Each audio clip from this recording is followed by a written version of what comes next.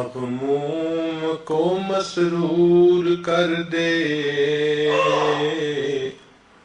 دل بے نور کو پر نور کر دے، فروزاں دل میں شمع طور کر دے، یہ گوشہ نور سے معمور کر دے۔ الحمدللہ وکفیٰ وسلام علی عبادہ الذین اصطفیٰ، اما بعد، اعوذ باللہ من الشیطان الرجیم، بسم اللہ الرحمن الرحیم۔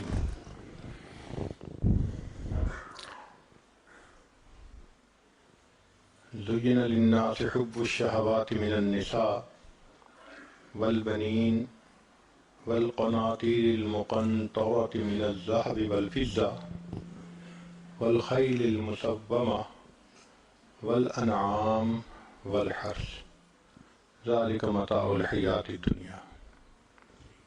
سبحان ربک رب العزة عما یصفون وسلام علی المرسلین والحمد للہ رب العالمین۔ اللہم صلی علی سیدنا محمد وعلی آل سیدنا محمد وبارک وسلم۔ آج کے دور میں انسان تین مغالطوں میں پڑ گیا ہے۔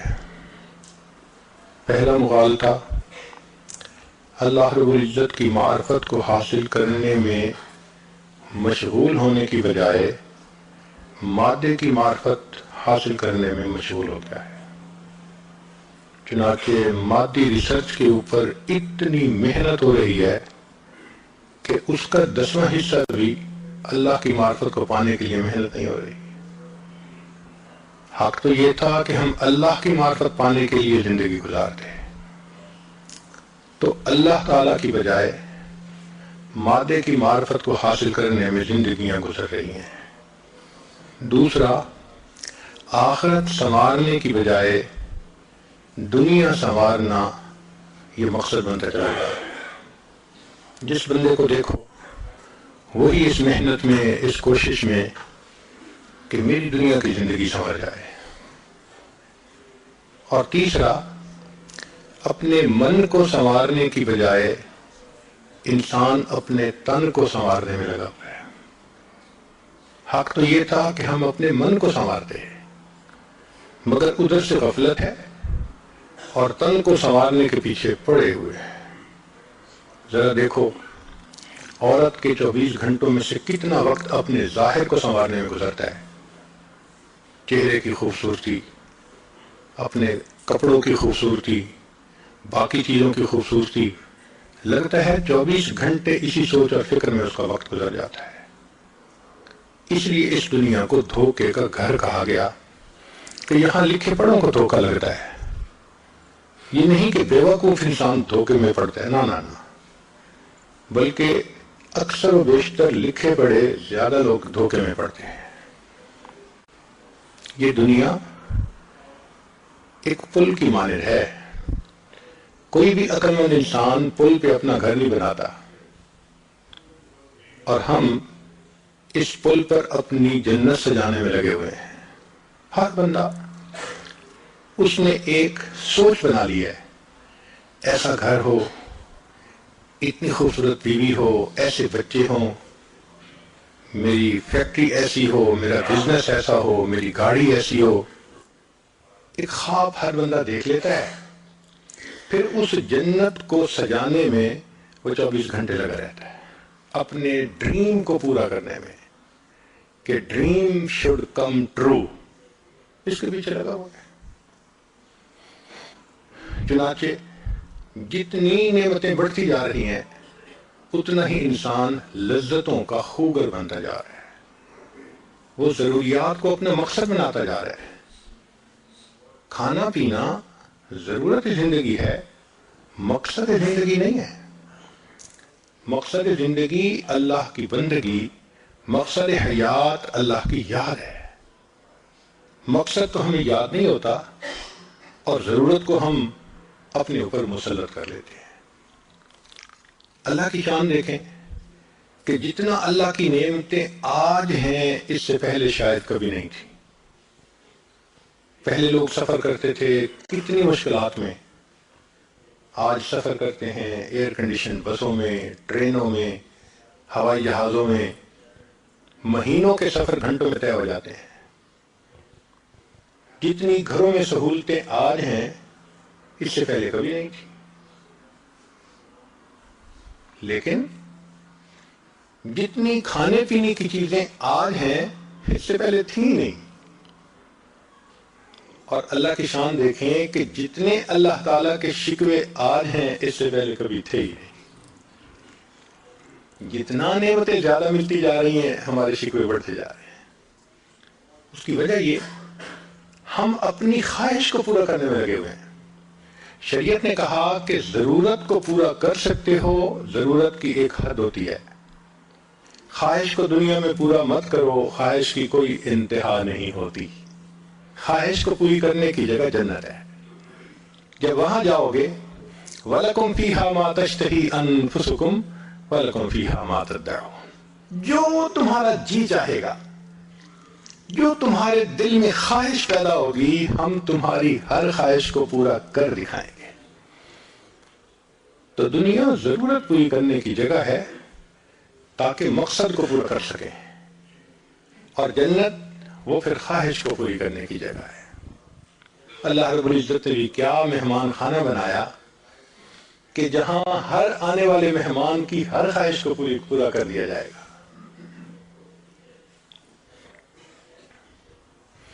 آج 3 طرح کی زندگیاں نظر آتی ہیں. ایک زندگی اس بندے کی جو نہ دین کو مانتا ہے نہ خدا کو مانتا ہے، یہ کافر کی زندگی ہے. اس کی زندگی 100% آخرت سے غافل ہو کے گزر رہی ہے. ایک زندگی اس بندے کی جو کلمہ پڑھ کے مسلمان تو بن چکا مگر اس پر خواہشات غالب ہیں. وہ اسلام میں داخل تو ہو چکا مگر 100% اسلام کے مطابق زندگی نہیں گزار پا رہا. اپنی خواہشات پہ بھی عمل کر جاتا ہے، کبھی فجر قضا، کبھی عشاء قضا، کبھی یہ عمل چھوٹا کبھی وہ عمل چھوٹا. یہ فسق و فجور کی زندگی ہے. ایک تیسری زندگی ہے جس کو مومن کامل کی زندگی کہتے ہیں. یہ بہت تھوڑے لوگ ہیں. ہم میں سے اکثریت وہ لوگ ہیں کہ جو اللہ کی رحمت سے کلمہ پڑھ کے مسلمان تو بن چکے لیکن ابھی نفس کے قیدی ہیں، نفس کے گرفتار ہیں. کبھی شیطان یہ گناہ کروا دیتا ہے، کبھی وہ گناہ کروا دیتا ہے. تو ملی جلی زندگی ہے ہماری. نام ہم مسلمان کا اپنے اوپر لے رہے ہیں، الحمدللہ کہ ہم نے کلمہ پڑھا ہے، مگر 100% شریعت کے مطابق زندگی ہماری نہیں ہے. مسجد میں نماز پڑھ کے نکلتے ہیں، مسجد کے دروازے سے بد نظری شروع کر دیتے ہیں. نماز بھی 5 وقت پڑھتے ہیں، زبان سے جھوٹ بھی بولتے ہیں. ہم دین میں وقت بھی لگاتے ہیں، کاروبار میں دھوکہ بھی دیتے ہیں. تو کہنے کو مسلمان مگر کام مسلمان والے نہیں ہیں. یہ ملی جلی زندگی ہے. اور اکثر زندگی آپ کو ایسے ہی ملے گی. اکثر مسلمانوں کو آپ دیکھیں وہ اسی طرح کی زندگی گزار رہے ہیں، آدھا تیتر آدھا بٹیر. یہ ہماری زندگی کی ایک ترتیب بنی ہوئی ہے.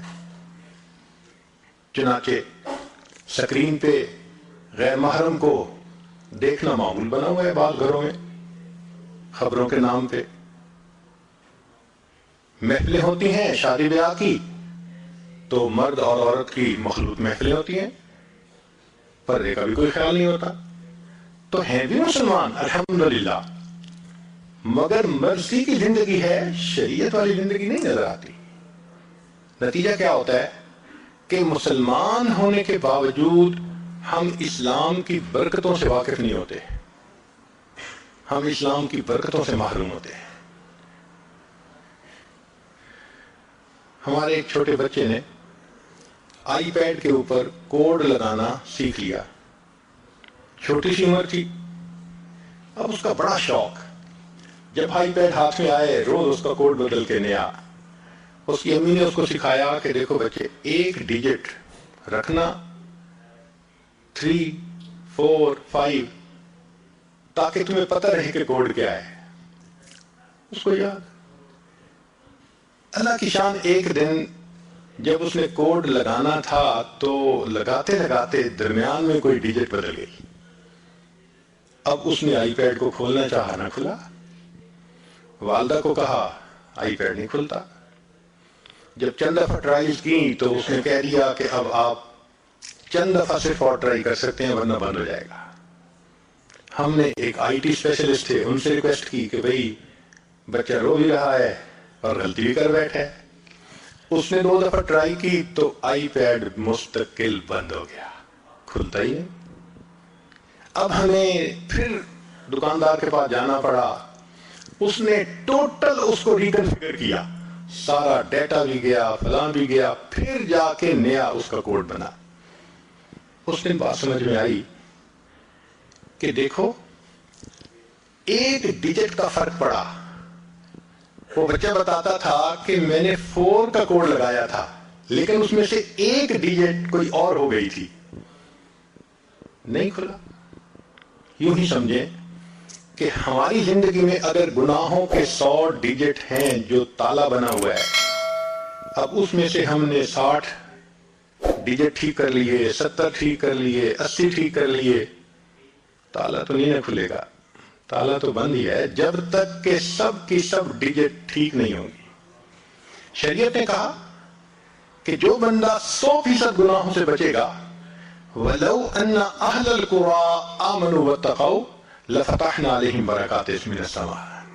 اگر یہ بستی دیسوں والے ایمان لاتے, تقوی اختیار کرتے, ہم آسمان سے برکتوں کے دروازے کھول دیتے. اب برکتوں کے دروازوں پر تو گناہوں کا کوڈ لگا ہوا ہے. جب تک ہر گناہ کو نہیں چھوڑیں گے وہ تالا نہیں کھلے گا. ہم خوش ہوتے ہیں اور یہ ہم نے ظاہر سنت کے مطابق بنا لیا, ہم علم بھی پڑھ رہے ہیں, ہم ذکر بھی کر رہے ہیں, ہم دعوت کا کام بھی کر رہے ہیں. جو 1-2 چھپے ہوئے گناہ کرتے ہیں انہوں نے تو تالے کو بند کیا ہوا ہے. ابھی تالا تو نہیں کھلے گا, برکتیں تو نہیں دیکھیں گے.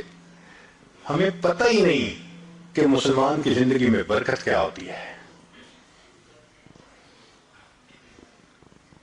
ہاں 100% گناہ سے توبہ کریں, پھر ہاتھ اٹھیں گے, اللہ تعالیٰ کو ہاتھ رد کرتے ہوئے لحاظ آئے گا, شرم آئے گی. مومن کا تو مقام ہی کچھ اور ہوتا ہے. تو ملی جلی کی زندگی کی وجہ سے ہم پریشان بھی ہوتے ہیں, کچھ سکون کا بھی وقت گزرتا ہے, اور یہی ہماری زندگی کی ایک ترتیب بنی ہوئی ہے. اب 3 منزلیں ہیں اور 3 ان کی رکاوٹیں ہیں.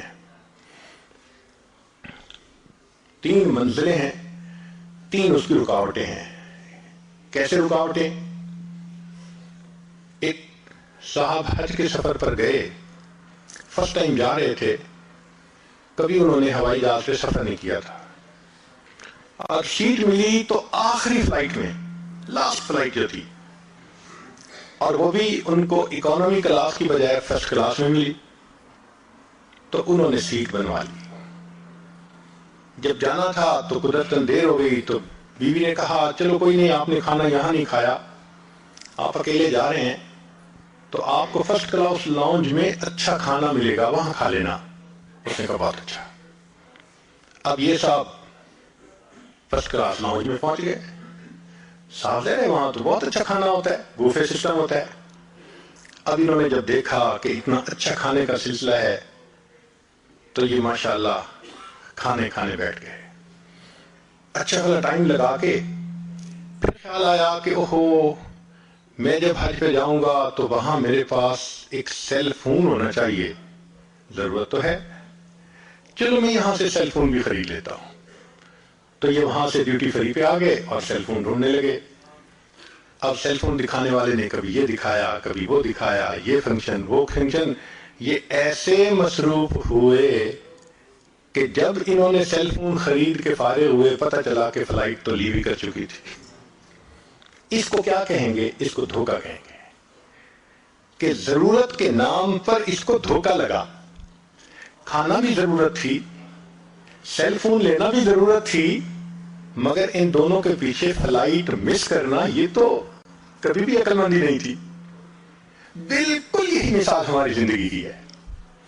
جاب بھی ضرورت ہے, گھر بھی ضرورت ہے, خوبصورت نیک بیوی کا ہونا بھی ضرورت ہے, اولاد کو اچھا پڑھانا بھی ضرورت ہے. جو آپ کہیں گے وہ ضرورت ہے, مگر ضرورت کا یہ مقصد تو نہیں کہ اس میں لگ کے انسان آخرت کو ہی بھول جائے, انسان کو پتہ ہی نہ ہو اور موت کا فرشتہ آخری فلائٹ کو لے کے آ جائے, چلو بھئی اب بورڈنگ کا وقت آ گیا.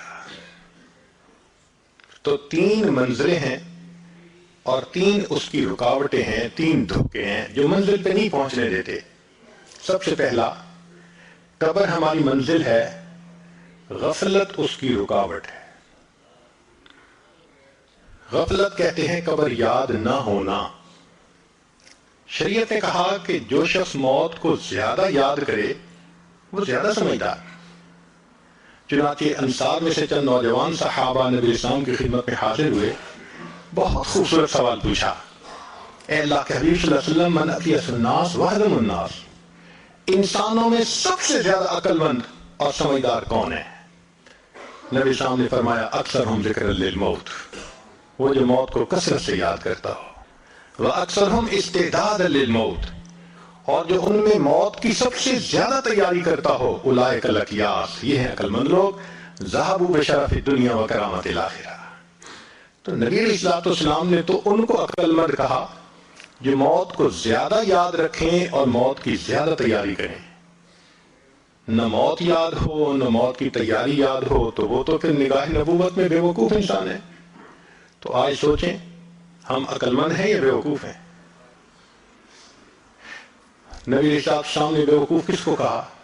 حدیث مبارکہ میں ہے, الدنیا دار من لا دار لہ ومال من لا مال لہ ولہا یجمع من لا عقل لہ. لسان نبوت سے نکلے ہوئے الفاظ ہیں کہ جو دنیا کو جمع کرنے میں لگا ہوا ہے, اس شخص کے اندر عقل کی رتی نہیں ہے. تو آج دیکھو کہ ہماری زندگی کس طرح سے گزر رہی ہے. کہیں موت کا تذکرہ کر دو نا تو عجب سی بات نظر آتی ہے کہ اس نے کون سی انوکھی بات شروع کر دی. حالانکہ صحابہ کرام کا مزاج ایسا تھا کہ وہ وقتاً فوقتاً موت کا تذکرہ کرتے رہتے تھے, سنتے رہتے تھے. سیدنا عمر بن الخطاب رضی اللہ عنہ نے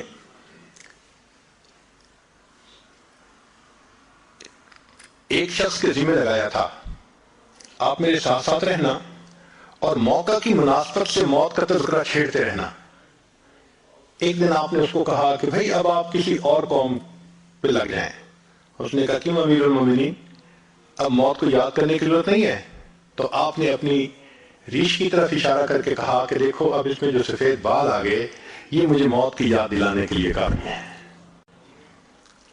عمر لانا نے ایک انگوٹھی بنوائی ہوئی تھی, اس کے اوپر لکھا ہوا تھا کفا بالموت واعظا, اے عمر موت ہی واعظ کافی ہے. تو موت کو یاد کرتے رہتے تھے. جنازہ جا رہا ہے, کسی صاحب نے پوچھا یہ کس کا جنازہ؟ صحابی نے کہا تیرا جنازہ. تو وہ تھوڑا سا ایمبیرسمنٹ فیل کرنے لگے کہ کیا کہا. کہنے لگے بھائی اگر آپ کو برا لگا تو یہ میرا جنازہ. پھر بات سمجھائی کہ اے بھائی جو فوت ہو چکا اس کی تو موت آ چکی, اب یہ تیری باری ہے یا میری باری ہے, ہمیں اپنے بارے میں سوچنا چاہیے. تو اس سے پتہ چلتا ہے کہ نبی علیہ السلام نے مزاج ہی ایسا بنا دیا تھا ان کا کہ موت ان کو ہر وقت یاد رہتی تھی. جب موت یاد رہے گی نہ انسان دھوکہ دے گا, نہ کسی کی عزت پہ حملہ کرے گا, نہ انسان کسی کا حق مارے گا. انسان ایک اچھا انسان بن کے زندگی گزارے گا. اور جب موت یاد نہیں ہوگی تو پھر انسان کوئی بھی گناہ آسانی سے کر لے گا. کب موت آئے گی کوئی نہیں جانتا. امام غزالی رحمۃ اللہ علیہ فرماتے تھے, اے دوست تجھے کیا معلوم بازار میں وہ کپڑا پہنچ چکا ہو جسے تیرا کفن بننا ہے. اے دوست تجھے کیا معلوم بازار میں وہ کپڑا پہنچ چکا ہو جسے تیرا کفن بننا ہے. انسان شادی بیاہ میں مشغول ہوتا ہے اور اس کو نہیں پتا ہوتا کہ قبر تم میں کفن کا کپڑا پہنچ چکا ہوتا ہے. اللہ اکبر کبیرہ. ایک آدمی کو دشمن نے قتل کیا اور نہر کے اندر ڈال دیا. کئی دن اس کی لاش نہر کے اندر ہی رہی تو پھول گئی. ایسی پھول گئی کہ جب اس کو نکالا گیا تو پتہ نہیں چلتا تھا کہ یہ کون ہے کون نہیں. پہچاننا مشکل تھا. یہ بھی پتہ نہیں تھا کہ کس شہر کا ہے. چنانچہ پولیس نے کاغذی کارروائی کر کے جو قریب بستی تھی اس کے عالم کو کہا کہ بھائی آخر مسلمان ہے، آپ اس کو نہلا دیں، کفنا دیں اور دفن کر دیں، ہمیں تو اس کے وارث کا کوئی پتہ نہیں. لو جی، امام صاحب نے بستی والوں کو کہا کہ لوگوں، نہلا تو میں دوں گا، میرے پاس کفن کے پیسے تو نہیں ہیں، تو کفن کے پیسے دو. دیہاتی علاقوں میں لوگوں کے پاس کھانے پینے کے لیے چیزیں تو ہوتی ہیں، سپینڈنگ کیپیسٹی نہیں ہوتی، کیش نہیں ہوتا. انہوں نے کہا مولانا اعلان کر دو مسجد میں. بستی میں اعلان ہوا، لوگوں لاوارث نعش ہے، کفن خریدنا ہے، اس کا چندہ کرو. کوئی 5 روپے لایا، کوئی 10 روپے لایا. آدھا گھنٹہ اعلان ہوتا رہا لاوارث نعش، اور پھر جا کے پیسے پورے ہوئے تو اس کو کفن دے کے اس کا جنازہ پڑھا کے اس کو دفن کر دیا گیا. پولیس اس کی تفتیش میں تو لگی ہوئی تھی.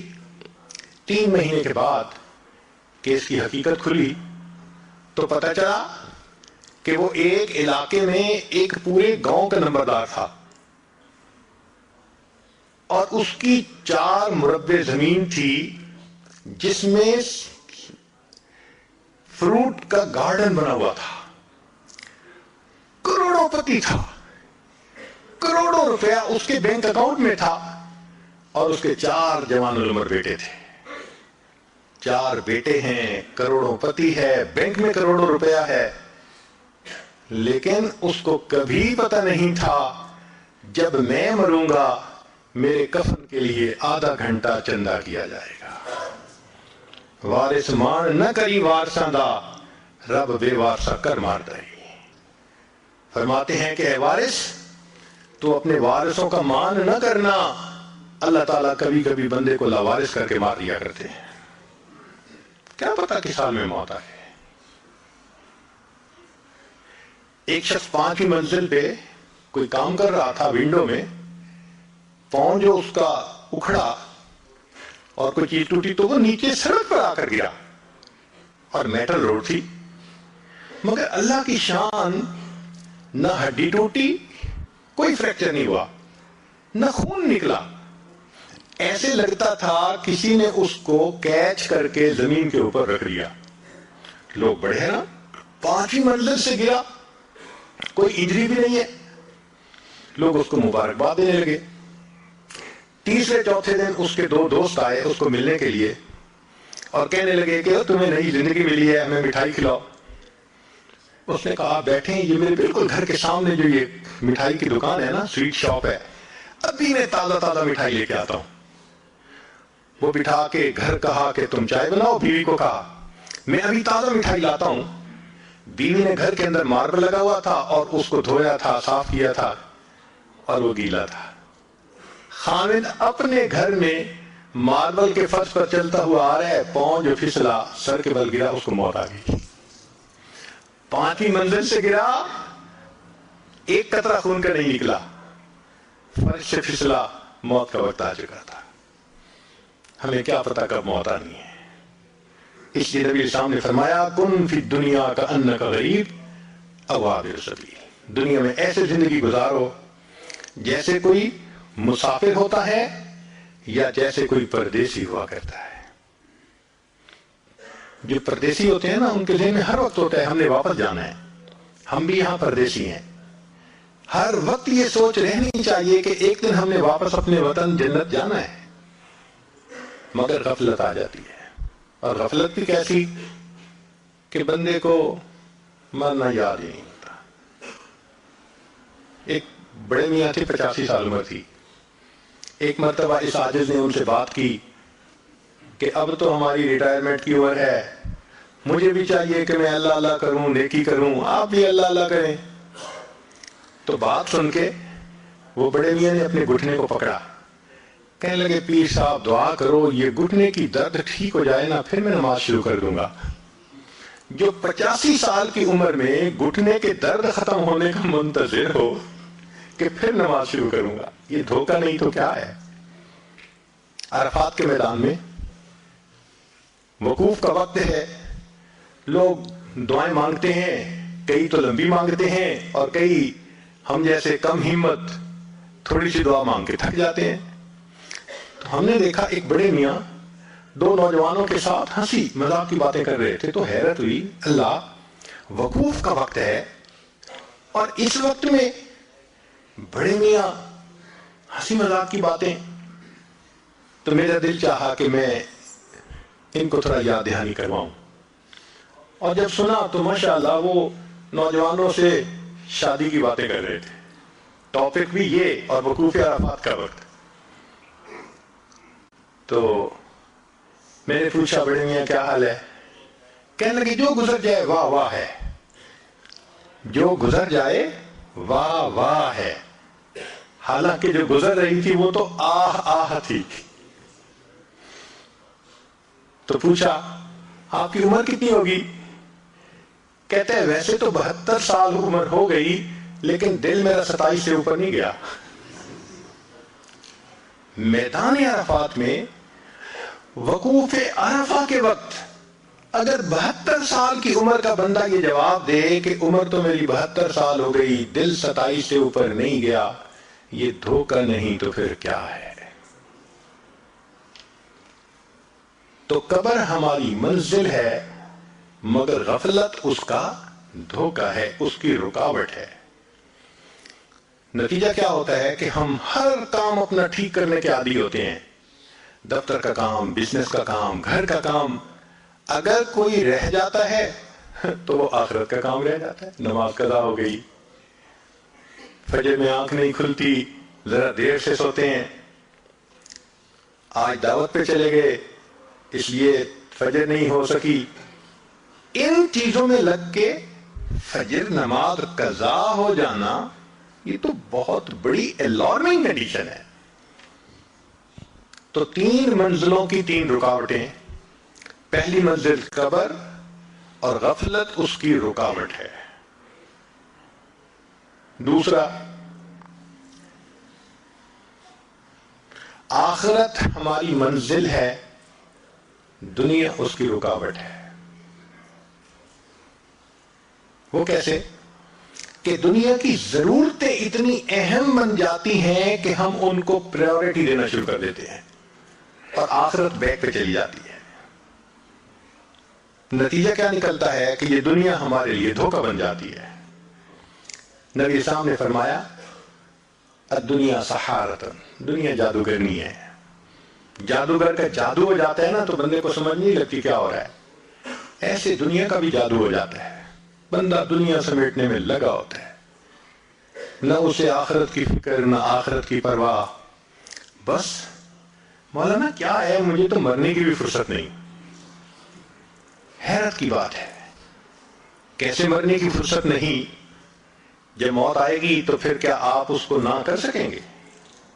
کہتے ہیں ایک شخص نے بڑا عالیشان محل بنوایا، پھر اس نے دوستوں کی دعوت رکھی اور پھر اس نے ایک تخت بنوایا کہ دعوت کے بعد یہاں بیٹھیں گے اور میں ایکسپلین کروں گا لوگوں کو اس کا ڈیزائن کیسے تھا، اس کا آرکیٹیکٹ نے کیسے کام کیا، میں نے ماربل کہاں سے لیا، فرنیچر کہاں سے لیا، شینڈلیئر کہاں سے لیا، میں ان کو ڈیٹیلز بتاؤں گا۔ جب محفل عروج پر تھی اور وہ اپنی بلڈنگ کے بارے میں سب کچھ بتا رہا تھا، دروازے پہ دستک ہوئی۔ حضرت شیخ الحدیث رحمۃ اللہ فرماتے ہیں کہ اس کا نوکر گیا دیکھنے کے لیے تو ایک بڑے میاں کھڑے تھے، تو نوکر نے غصہ کیا، بڑے میاں آپ کو دروازہ کھٹکھٹانا نہیں آتا؟ اس نے کہا جاؤ اپنے مالک کو جا کر کہو کہ ملک الموت آئے ہیں۔ تو حیران ہو گیا، آیا اور آ کے اس نے مالک کے قریب آ کے کان میں کہا ایک بڑے میاں باہر کھڑے ہیں اور کہتے ہیں کہ جا کے بتاؤ ملک الموت آئے ہیں۔ تو نام سن کے وہ حیران ہوا، کہتے یار اس کو کوئی بہانہ بناؤ، بھیج دو اس کو. جب کہا نا کہ بہانہ بنا کے بھیج دو تو دیکھا کہ وہ بوڑھا سامنے کھڑا تھا. کہنے لگا کہ جب میں آتا ہوں میں لوگوں کو بھگتاتا ہوں، مجھے کوئی نہیں بھگتا سکتا. یہ کہا اور اس کی روح کو قبض کر لی. تو یہ دھوکہ ہے نا کہ انسان اتنا دنیا میں منہمک ہو جائے کہ آخرت یاد نہ رہے، چاہے وہ بزنس ہو، چاہے وہ نوکری ہو، یا کوئی اور چیز ہو. اچھا، آج ہم اپنی زندگی کا جائزہ لیتے ہیں کہ ہم آج کیسے زندگی گزار رہے ہیں. ہے تو یہ بڑی پرسنل سی بات، لیکن ہم ذرا دیکھتے ہیں کہ آج عمومی طور پہ ہماری زندگی کا اسکیڈول کیا ہے. ہر بندے نے کوئی نہ کوئی روزانہ کا ٹارگٹ رکھا ہوتا ہے. مثلا بزنس مین جاتا ہے نا تو کہہ دیتے ہیں بھائی آج کا سیل ٹارگٹ اتنا ہے، آج کے دن میں ہم نے اتنی سیل کرنی ہے. فیکٹری والا جاتا ہے اور جا کے اپنے جنرل مینیجر کو بتا دیتا ہے آج کی پروڈکشن کا ٹارگٹ اتنا ہے. تو ٹارگٹ ہوتا ہے جس کو وہ اچیو کرتے ہیں پھر تینوں شفٹوں میں ہمت کر کے. جو نوکری پیشہ ہوتا ہے وہ جاتا ہے اور اس کا ٹارگٹ ہوتا ہے کہ آج میں نے اپنے ٹیبل پہ جتنی ڈاک ہے نا سب ختم کر دینی ہے، سب بیک لاگ نکال دینا ہے. یہ ٹارگٹ ہوتا ہے اس کا دن کا. عورت کے گھر ٹارگٹ ہوتا ہے آج میں نے نا گھر کی اچھی سیٹنگ کر دینی ہے، صاف کر دینا ہے. چنانچہ اس کا بھی روزانہ کا ایک ٹارگٹ ہوتا ہے. ہم دن کے 8 گھنٹے 10 گھنٹے دکان میں، بزنس میں، نوکری میں لگا کے پھر گھروں کو واپس آتے ہیں. تو دن کا میجر پارٹ جو شروع کا ہے وہ تو گزر چکا ہوتا ہے. اب ایوننگ شروع ہو گئی. ایوننگ میں دیکھیے پھر ہمارا کیا معاملہ. جو ذرا عمر کے بڑے ہیں وہ خبروں کے نام پہ ٹی وی دیکھیں گے کہ جس طرح میں نیوز دیکھ رہا ہوں. نوجوان ہیں انٹرنیٹ پہ بیٹھ جائیں گے، انٹر انٹو دی نیٹ، وہ گھر جائیں گے کسی جال میں. عورتیں ہیں فرصت ہوئی تو وہ فون کر رہی ہیں اپنی فرینڈ کو، اپنی بہن کو، اپنے فلاں کو، اور بتا رہی ہیں کہ آج کیا ہوا، خامد نے کیا کہا، بچے نے کیا کیا. اس کے اوپر مصروف. جو چھوٹے چھوٹے بچے ہیں وہ کھیلوں میں مصروف ہو جائیں گے، چاہے وہ فزیکل کھیلیں ورنہ تو آئی پیڈ ہی لے کے بیٹھ جائیں گے. ہم نے بعض بچوں کو دیکھا 4 سے 5 گھنٹے آئی پیڈ پہ بیٹھے رہتے ہیں. یوں ہماری ایوننگ کا ٹائم گزر جاتا ہے. اب رات آتی ہے تو رات کو بعض ملکوں میں تو میاں بیوی کھانا کھا کے سو جاتے ہیں، اور بعض جگہوں پہ دوستوں کی دعوت ہوتی ہے، ڈائن آؤٹ کرنے کا شوق ہوتا ہے. آج ادھر کھانا کھائیں گے، کل ادھر کھانا کھائیں گے. کبھی خود کھانا کھانے جا رہے ہیں رشتہ داروں کے گھر، کبھی رشتہ دار ان کے گھر کھانا کھا رہے ہیں. نتیجہ کیا ہوتا ہے؟ آدھی رات گزر جاتی ہے. اب آدھی رات گزر گئی تو تھک ہار کے سوئے، فجر میں آنکھ نہیں کھلتی. پھر اٹھے اور پھر ناشتہ کیا اور بھاگم بھاگ پھر وہی روٹین. پوچھنے کا سوال یہ ہے کہ پروڈکشن ٹارگٹ بھی تھا، سیل ٹارگٹ بھی تھا، ڈاک نکالنے کا بھی ٹارگٹ تھا، عورت نے گھر کو صاف رکھنا یہ بھی ٹارگٹ تھا. ان 24 گھنٹوں میں کوئی ہمارا عبادت کا بھی ٹارگٹ تھا؟ ہم نے یہ عہد کیا تھا آج ہم ایک پارہ بھی پڑھیں گے، اتنا دروشی پڑھیں گے، اتنا استغفار کریں گے، اتنا مراقبہ کریں گے، اتنی تہجد پڑھیں گے، لمبی دعا مانگیں گے. ٹارگٹ ہی نہیں بنا ہوا تھا. اب بتائیں کہ جس زندگی میں عبادت کا کوئی ٹارگٹ ہی نہیں تو وہ غفلت نہیں تو پھر اور کیا ہے؟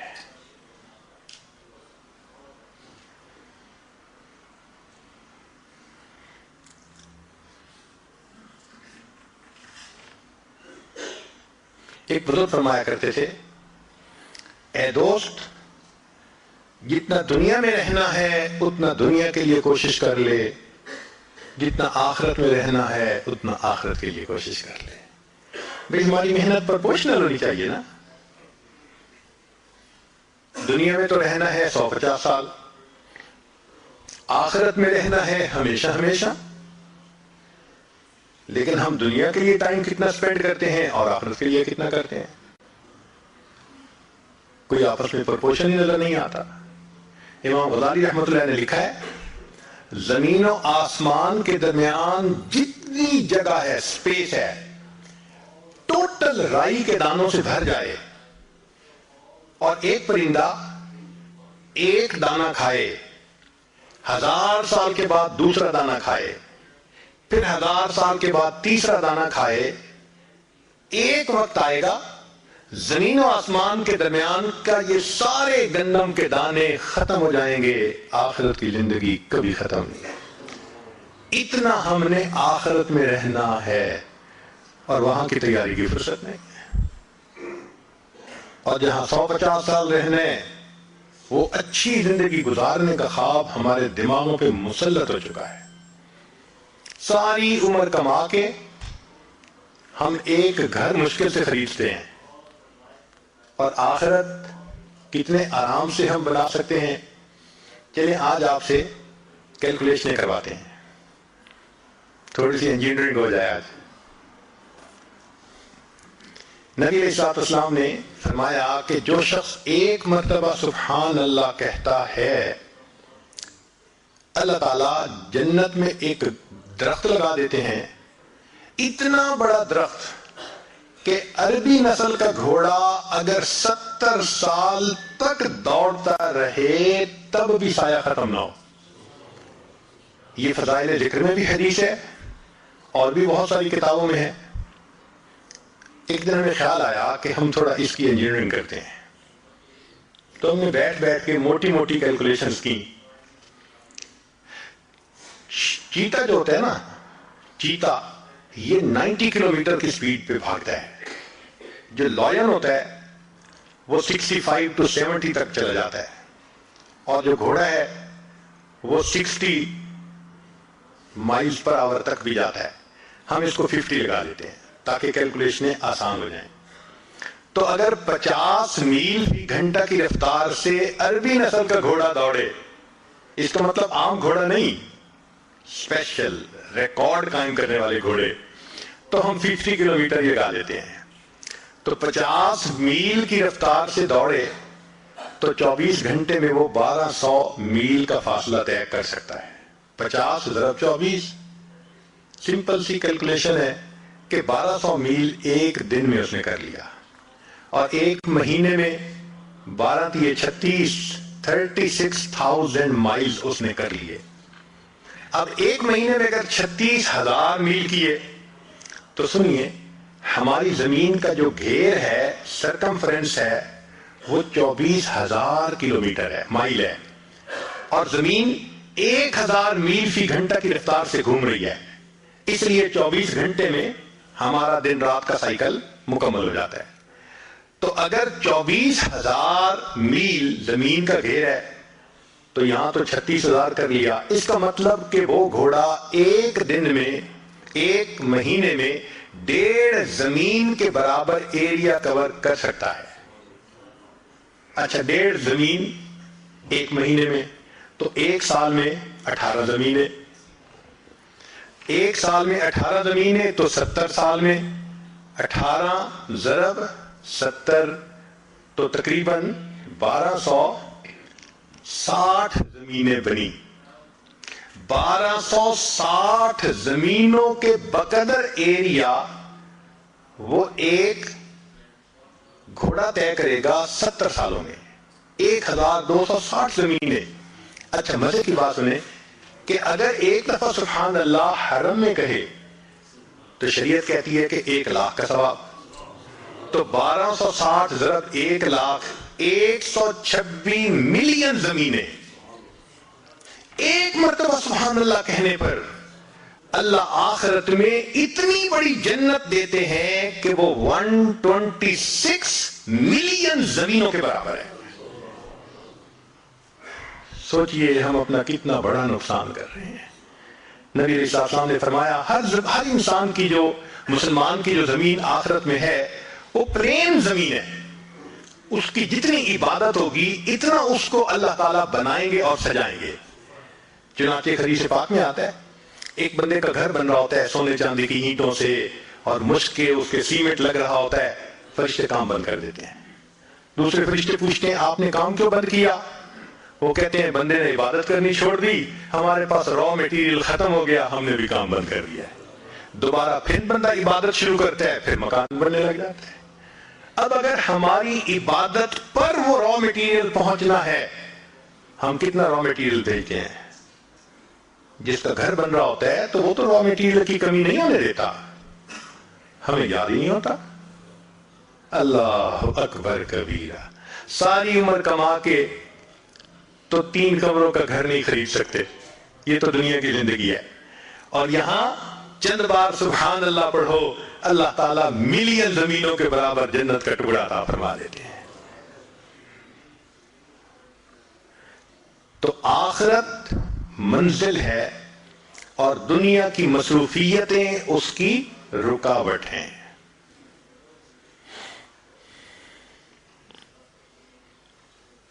ہمارے مشائخ نے کہا، بات ذرا پتے کی ہے، امید ہے کہ آپ اس کو یاد رکھیں گے۔ فرمایا دنیا کام کی جگہ، دنیا کام کی جگہ، قبر آرام کی جگہ، اور جنت انعام ملنے کی جگہ۔ دنیا کام کی جگہ، قبر آرام کی جگہ، اور جنت انعام ملنے کی جگہ۔ جو بچہ محنت کرتا ہے اسی کو انعام ملتا ہے۔ ہم دنیا میں محنت کریں گے آخرت کی تو پھر آخرت میں انعام پائیں گے، اور اگر دنیا ہی میں ہم نے دل لگائے رکھا اور آخرت یاد ہی نہ رہی اور دنیا کی محبت لے کے چلے گئے تو پھر پتہ ہے آخرت میں ہوگا کیا؟ مشائخ نے لکھا ہے اللہ تعالیٰ قیامت کے دن دنیا کو ایک بوڑھی عورت کی شکل میں کھڑا کریں گے، بہت کبھی صورت ہوگی، اور پھر فرمائیں گے کہ جب سے میں نے تمہیں پیدا کیا میں نے تمہیں کبھی رحمت کی نظر سے نہیں دیکھا، ایک مرتبہ بھی نہیں دیکھا، میں اب بھی تمہاری طرف نہیں دیکھنا چاہتا، اس کو لے جاؤ جہنم میں۔ جب اس بڑھیا کو گھسیٹ کے جہنم میں لے جانے لگیں گے فرشتے تو وہ بڑھیا اس وقت کہے گی اللہ ایک میری فریاد ہے۔ پوچھا جائے گا کیا؟ اللہ آپ کے محبوب صلی اللہ علیہ وسلم نے کہا تھا المرء مع من احب، بندہ اسی کے ساتھ ہوگا جس سے اس کو محبت ہوگی۔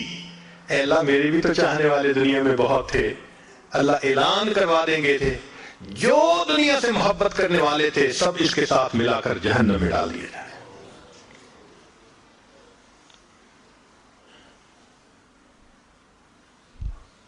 تو قبر ہماری منزل ہے، غفلت اس کی رکاوٹ ہے۔ آخرت ہماری منزل ہے اور دنیا اس کی رکاوٹ ہے۔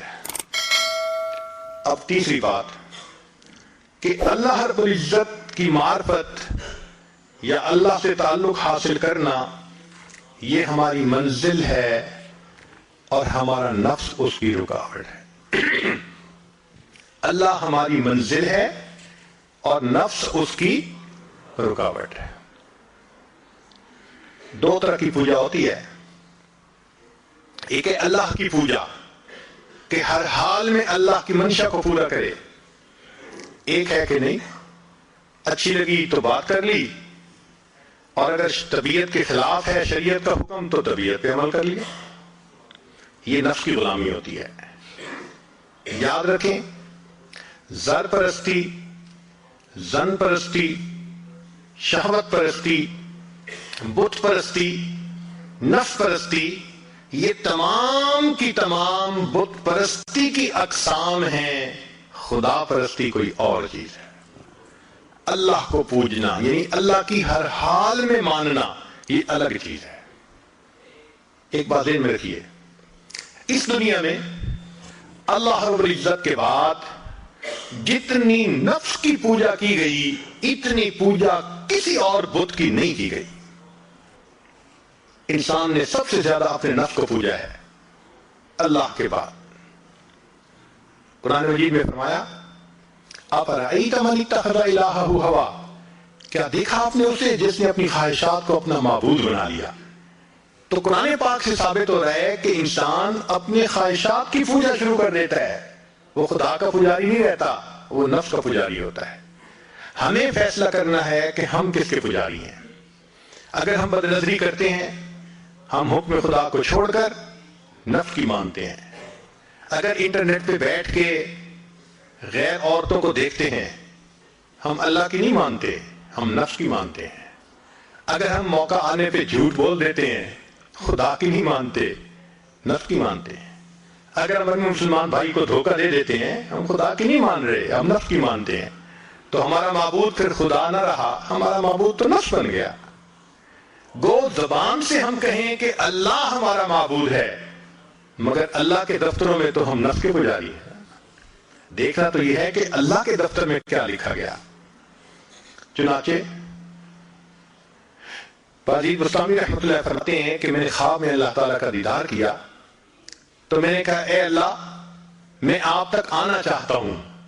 فرمایا دع نفسک وتعال، اچھا اپنے نفس کو چھوڑ دو تم میرے تک پہنچ جاؤ گے. تو باجید بستامی رحمۃ اللہ کہا کرتے تھے جنت 2 قدم ہے، جنت 2 قدم ہے. اپنی محفل میں فرماتے تھے جنت 2 قدم ہے. کسی نے کہا حضرت کیا مانا جنت 2 قدم ہے؟ فرمایا دوست پہلا قدم اپنے نفس پہ رکھ لے، تیرا دوسرا قدم جنت پہنچے گا. تو ہمیں اپنی نفس کی خواہشات کو توڑنا ہے جو شریعت کے خلاف ہے. جب تک ان خواہشات کو نہیں توڑیں گے اس وقت تک ہم اللہ کے فرما برداروں میں شامل نہیں ہو سکیں گے. چنانچہ آج کے دور میں غیر محرم کا فتنہ یہ تمام فتنوں سے بڑھ گیا ہے، ٹاپ پہ ہے. عورت کے دل میں شیطان ڈالتا ہے کہ بن سنور کے نکلو. وہ بیچاری بے پردہ بن سنور کے نکلتی ہے اپنے حسن کی زکات نکالنے کے لیے. حدیث پاک میں آتا ہے بے پردہ عورت جب گھر سے نکلتی ہے شیطان کا ایک گروپ اس کے پیچھے لگ جاتا ہے. وہ لوگوں کو متوجہ کرتا ہے، لوگوں دیکھو اس کو. اب لوگ اس کو دیکھتے ہیں تو عورت سے بے پردگی کروائی شیطان نے اور مرد سے بد نظری کروائی. نتیجہ کیا ہوا؟ یہ بھی گناہگار وہ بھی گناہگار. اور آج کل تو نوجوان بچے اور بچیوں کو لگتا ہے کہ بس ایک ہی چیز کی تلاش ہے. ایک وقت تھا جب نوجوان آپس میں ایک دوسرے سے عہد کرتے تھے اتنی تہجد پڑھا کریں گے، اتنا روزہ رکھیں گے، اتنی تلاوت کریں گے، اس میں مقابلہ ہوتا تھا. آج تو یا انٹرنیٹ ہے یا فیس بک ہے، اسی کے اوپر وقت گزرتا جا رہا ہے.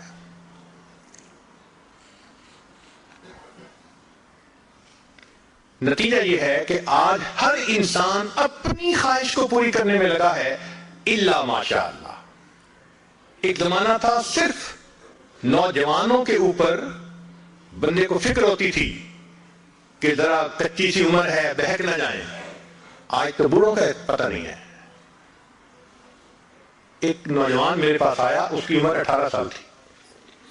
زاروں قطار رونے لگا، اتنا رو رہا تھا کہ میرا جی چاہ رہا تھا اگر کوئی کام میرے بس میں ہوتا نا تو میں بچے کے آنسو پوچھ لیتا، میں اس کام کو کر دیتا.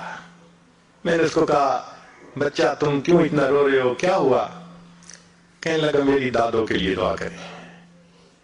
18 سال کا نوجوان بچہ نیک دادوں کے لیے رو رہا ہے. کیا ہوا؟ کہنے لگا 2-3 سال سے دادا ابو فوت ہو گئے اور میری دادو انٹرنیٹ پہ روزانہ 2 سے 3 گھنٹے بیٹھ کر ننگی تصویریں دیکھتی ہے. آج بچہ آ رہا ہے اپنی دادوں کے بارے میں پریشان ہو کر. وہی زمانہ آ گیا، بوڑھے بھی فتنے سے محفوظ نہیں رہے.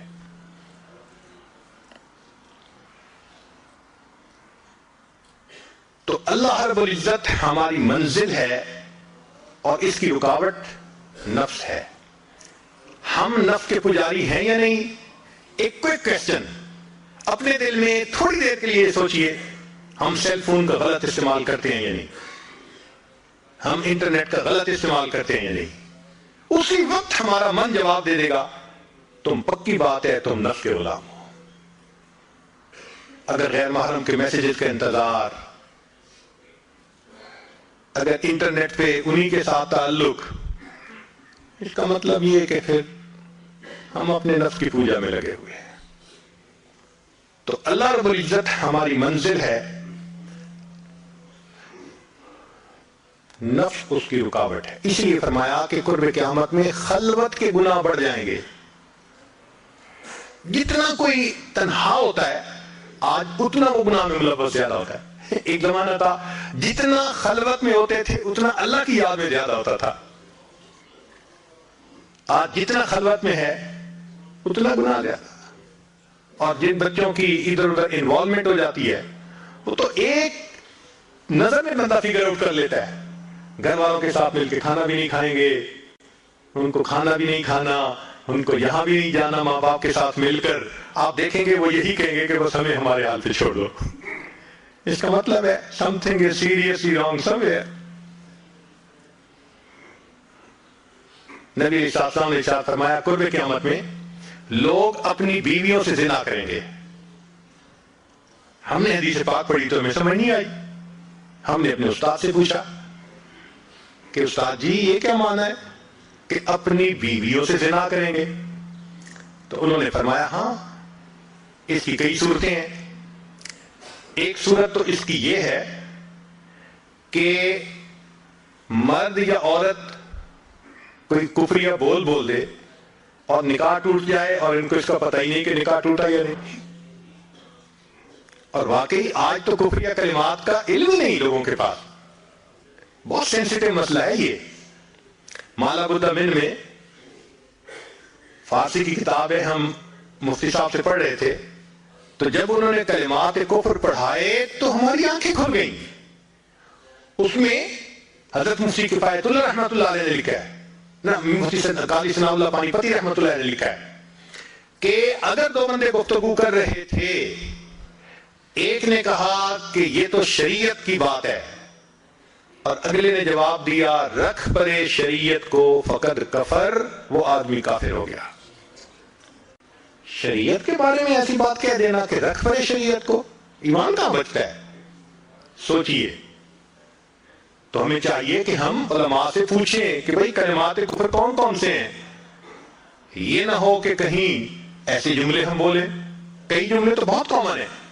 مثلا علماء نے لکھا ہے کہ کسی نے کہا کہ کہاں رہتے ہو، دوسرے نے کہا فلاں جگہ رہتا ہوں. او خدا کے پچھاوڑے، خدا کے پچھاوڑے یعنی خدا کے پیچھے رہتے ہو، فقد کفر، ایسا بندہ کہنے والا کافر ہو جاتا ہے.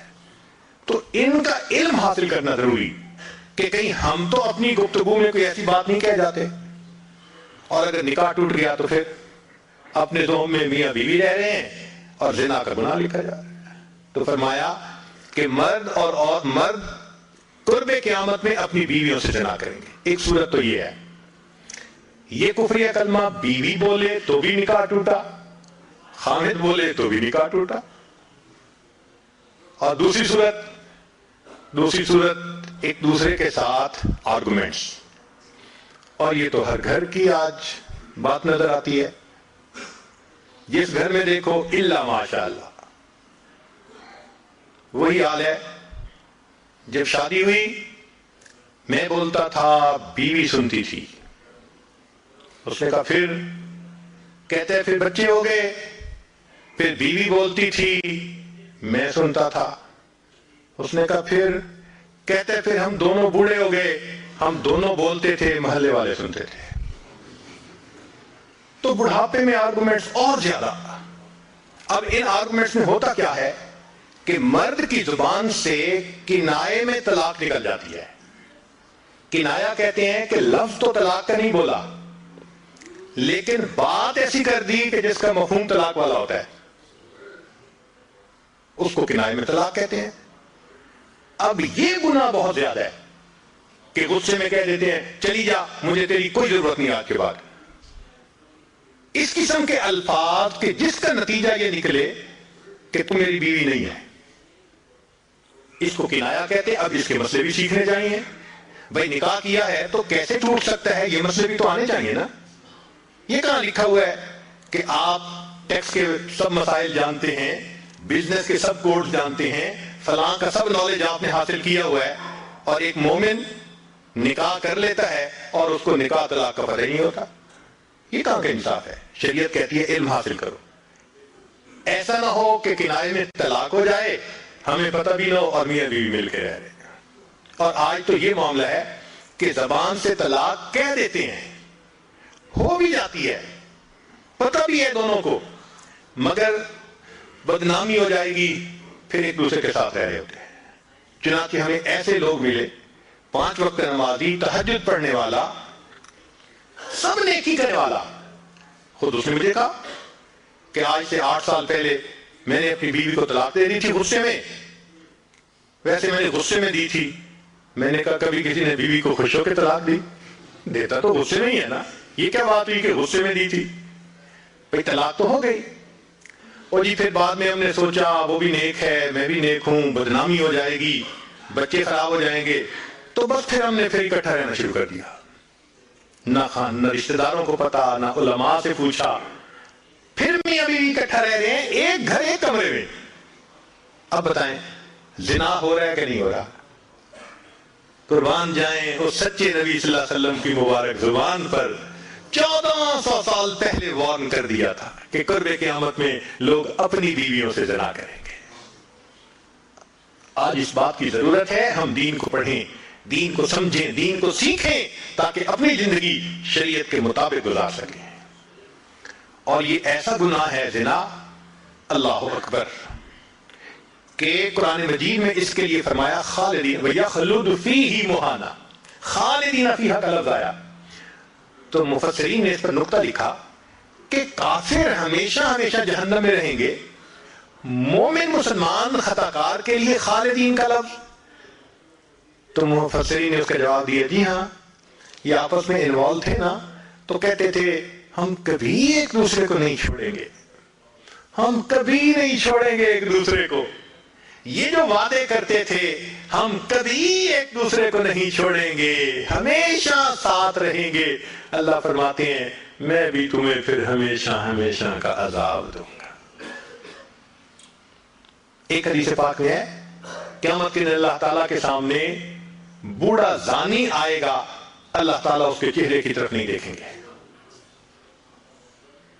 ایک روایت میں ہے قیامت کے دن بے پردہ جو ننگے سر پھرنے والی عورت ہوگی وہ اللہ کے سامنے کھڑی کی جائے گی، اللہ تعالیٰ اس کی طرف نہیں دیکھیں گے۔ یہ وہ گناہ ہے کہ اللہ تعالیٰ کی رحمت کی نظر ہی قیامت کے دن نہیں پڑے گی۔ آج اس سے بچنے کی ضرورت ہے۔ چنانچہ بات لمبی ہو گئی، میں اس کو مکمل کرتا ہوں کہ اللہ رب العزت سے ہم دعا مانگیں کہ اللہ تعالیٰ ہمیں مقصد زندگی کو سمجھنے کی توفیق عطا فرمائے۔ اب ساری بات کا لب باب، ایک بزرگ کی بات بہت اچھی یاد کیجئے، فرماتے تھے کہ اے دوست تو اللہ کی اتنی عبادت کر جتنا کہ تو اس کا محتاج ہے۔ ہم اللہ کے کتنے محتاج ہیں؟ ہر کام میں محتاج ہیں۔ تو فرماتے تھے کہ تم اللہ کی اتنی عبادت کرو کہ جتنا تم اس کے محتاج ہو، اور دوسری بات کہی اتنا گناہ کرو جتنا عذاب سہنے کی تم میں طاقت ہے۔ ہم تو دھوپ کی گرمی برداشت نہیں کر سکتے، اللہ تیرے جہنم کی گرمی کہاں برداشت کر سکیں گے؟ تو آج کی مجلس میں ہم اپنے گناہوں سے توبہ کر کے ایک نئی ایمانی اسلامی قرآنی زندگی بسر کرنے کا ارادہ کریں۔ وآخر دعوانا ان الحمد للہ رب العالمین۔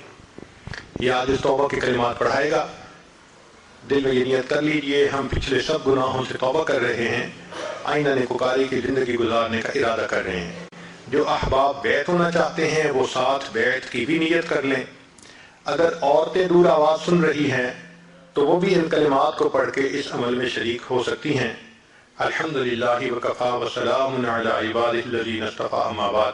یہ کلمات سچے دل کے ساتھ پڑھیے۔ بسم اللہ الرحمن الرحیم، لا الہ الا اللہ محمد الرسول اللہ، آمنت باللہ وملائکتہ وکتبہ ورسلہ والیوم الآخر والقدر خیرہ وشرہ من اللہ تعالی والبعث بعد الموت، آمنت باللہ کما ہوا بأسمائه وصفاته وقبلت جميع أحكامه إقرار باللسان وتصديق بالقلب أشهد أن لا إله إلا الله وأشهد أن محمدا عبده ورسوله أستغفر الله ربي من كل ذنب وأتوب إليه برحمتك یا ارحم الراحمین۔ ان کلمات کو پڑھنے سے تو وطائف ہو چکے ہیں، چند معمولات ہیں، اگر باقاعدگی سے کریں گے تو اللہ تعالیٰ دل کو منور کریں گے۔ 100 مرتبہ استغفار پڑھنا صبح و شام، 100 مرتبہ درود شریف پڑھنا، روزانہ قرآن مجید کی تلاوت کرنا، چلتے پھرتے لیٹے بیٹھے دل میں اللہ کو یاد کرنا، اور روزانہ ذکر قلبی یعنی مراقبہ کرنا۔ ان کو پابندی سے کریں، انشاءاللہ دل میں اللہ تعالیٰ کی محبت بڑھے گی۔ وقت کم ہے، دعا سے پہلے ہم صرف چند منٹ کے لیے اپنے دل میں اللہ کو یاد کر لیں۔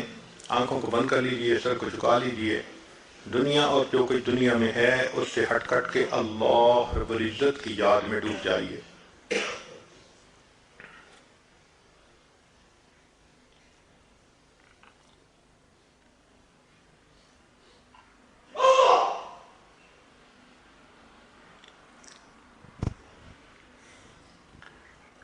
دل مغموم کو مسرور کر دے،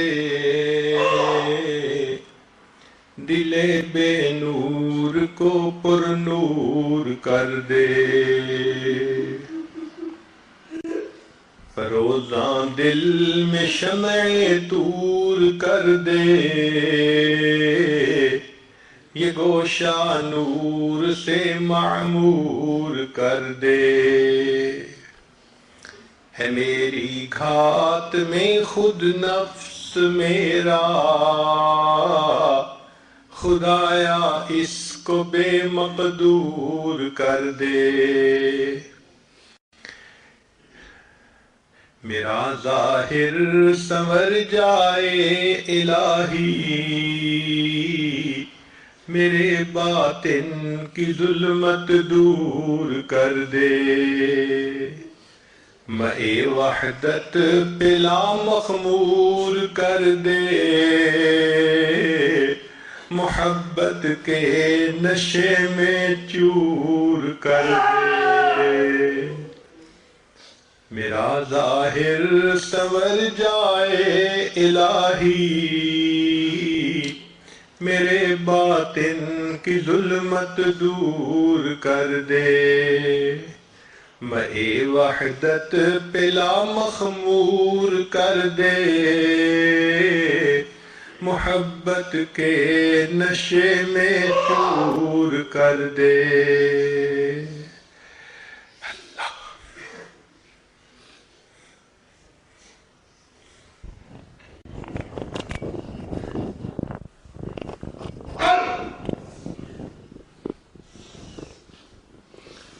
لا الہ الا اللہ محمد رسول اللہ۔ دعا کیجئے، سبحان ربی الاعلی الوہاب، اللہم صلی علی سیدنا محمد وعلی آل سیدنا محمد وبارک وسلم۔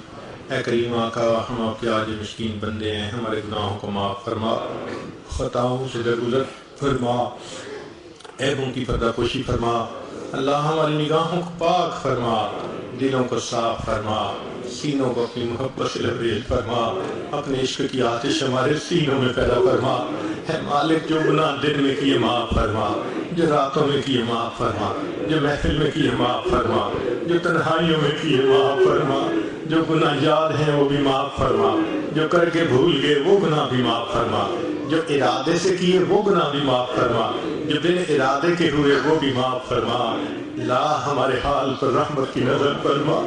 میرے مالک ہم آپ کو ناراض نہیں کرنا چاہتے، ہمارا نفس ہمارا ہے، شیطان دشمن پیچھے لگا ہے، اللہ ہمارے نفس کو مطمئنہ بنا دیجیے، شیطان بدبخت سے پیچھا چھڑا دیجیے، ہمیں پیشانی کے بالوں سے پکڑ کر نیکی کے رستے پہ چلا دیجیے۔ میرے مولا بچہ چلتے چلتے تھک جاتا ہے، باپ کو کہتے ہیں ابو اٹھا لے، باپ خود بھی تھکا ہوا ہو پھر بھی بچے کو اٹھا لیتا ہے، نہ نہیں کرتا۔ میرے مولا ہم اپنے نفس سے لڑتے لڑتے تھک گئے، اللہ آپ کی مدد چاہیے، اے اللہ رحمت فرما دیجیے، اے اللہ رحمت کر دیجیے، اے اللہ ہمارے نفس کو مطمئنہ بنا دیجیے۔ میرے مولا ہماری توبہ قبول فرما دیجیے، اے اللہ ہمیں نیکی کی زندگی عطا فرما دیجیے۔ اللہ مقامی دوستوں نے جس محبت کے ساتھ بلایا اس کے بدلے ان کو اپنی سچی محبت نصیب فرما۔ اے اللہ جو بھی پریشانیاں ہیں اپنی رحمت سے دور فرما، بے اولادوں کو نیک اولاد عطا فرما، جو صاحب اولاد ان کی اولادوں کو نیکوکار بنا، فرما بردار بنا، ماں باپ کی آنکھوں کی ٹھنڈک بنا، جن گھروں میں جوان بچے بچیاں موجود ہیں اللہ ان بچوں کے مستقبل کو روشن فرما، ماں باپ کے لیے فرض ادا کرنے آسان فرما، ہماری ان دعاؤں کو اپنی رحمت سے قبول فرما۔ اللہ بار بار اپنے گھر کا دیدار عطا فرما، اپنے حبیب صلی اللہ علیہ وسلم کے در کی حاضری نصیب فرما۔ میرے مولا رحمتوں کا معاملہ فرما، خیر کا معاملہ فرما، اللہ ہمیں ضائع ہونے سے محفوظ فرما۔ اللہ ہم آپ کی نگاہوں سے گرنا نہیں چاہتے، کوئی کام ایسا نہیں کرنا چاہتے کہ آپ کی نظروں سے گر جائے، اللہ ہماری حفاظت فرما لیجیے۔ اللہ ہمارے ہاتھ گناہ کے لیے بڑھنا چاہیں بڑھتے ہاتھوں کو واپس کر دیجیے، قدم اٹھنا چاہیں اٹھتے قدموں کو واپس لوٹا دیجیے، گناہوں کی ذلت سے ہمیں بچا لیجیے، طاعات کی عزت عطا فرما دیجیے۔ اللہ ہماری ان دعاؤں کو اپنی رحمت سے قبول فرما۔